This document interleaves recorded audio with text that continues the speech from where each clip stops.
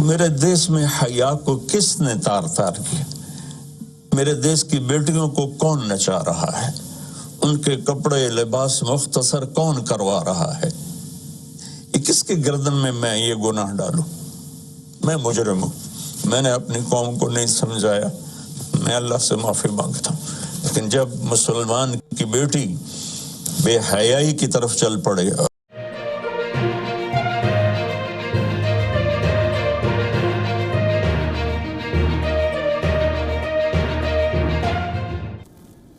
Time and again on the show, we've discussed the plight of Pakistani women, the toxic misogyny they're subjected to, the culture of impunity they have to deal with, and the state's role in curtailing their independence.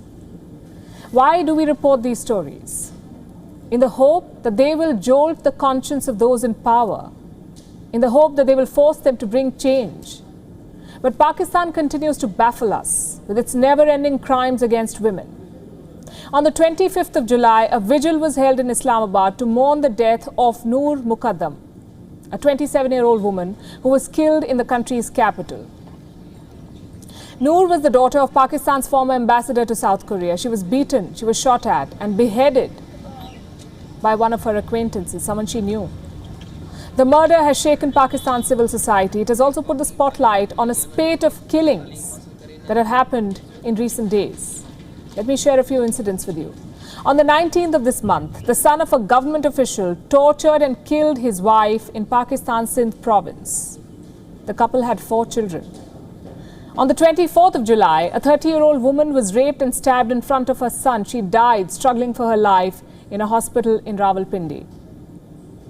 The next day, on the 25th of July, a man burnt his wife to death.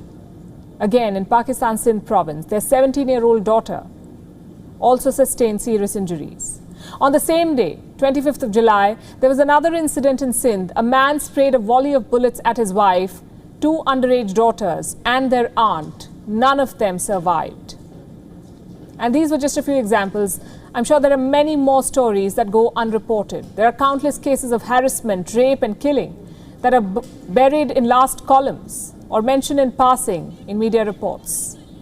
What's worse is that the perpetrators of such crimes are allowed to walk free after just a few days in prison, if they go to prison at all.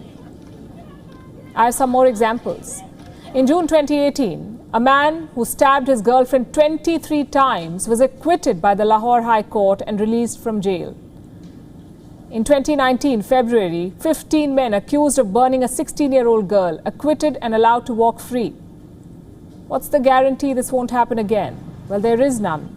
And I understand that violence against women and the culture of impunity is universal. It is not unique to Pakistan. It's a scourge in every society.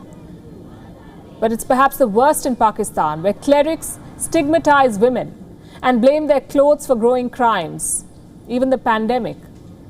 Women are to be blamed for that too, apparently, where police officials blame rape victims for not being alert, and where the Prime Minister himself blames obscenity for causing temptation in men who apparently don't have the willpower to control their urge.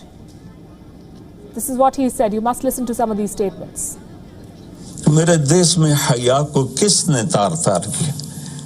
मेरे देश की बेटियों को कौन नचा रहा है? उनके कपड़े लिबास मुख्तसर कौन करवा रहा है? ये किसके गर्दन में मैं ये गुनाह डालूं? मैं मुजरिम हूं, मैंने अपनी कौम को नहीं समझाया, मैं अल्लाह से माफी मांगता हूं। लेकिन जब मुसलमान की बेटी बेहयाई की तरफ चल पड़े और नौजवान बेहयाई की तरफ चल पड़े, तो अल्लाह की रहमत सबसे ज्यादा अजाब कौम लूत पर आया। कहानी ये है कि ये खातून, अगर आपकी इल्म में हो, तो रात 12:30 बजे डिफेंस से निकली हैं इधर जाने के लिए गुजरांवाला। अब मैं पहले तो ये हैरान हूँ कि 3 बच्चों की माँ है, अकेली ड्राइवर है, आप डिफेंस से निकली हो, आप सीधा रोड लो, जीटी रोड जहाँ पे आबादी है, और घर चली जाओ। अगर आप इस तरफ से निकली हो तो कम से कम अपने पेट्रोल चेक कर लो, क्योंकि इस सारे पेट्रोल पंप नहीं होते। बहरहाल ये मसला था उनका। ये सारा जो पर्दे का कॉन्सेप्ट है, ये क्या है कि टेम्पटेशन ना हो माशरे में। अब माशरे के अंदर लोगों को, यानी हर इंसान के अंदर वो होती नहीं है, ताकत नहीं होती, विल पावर नहीं होता।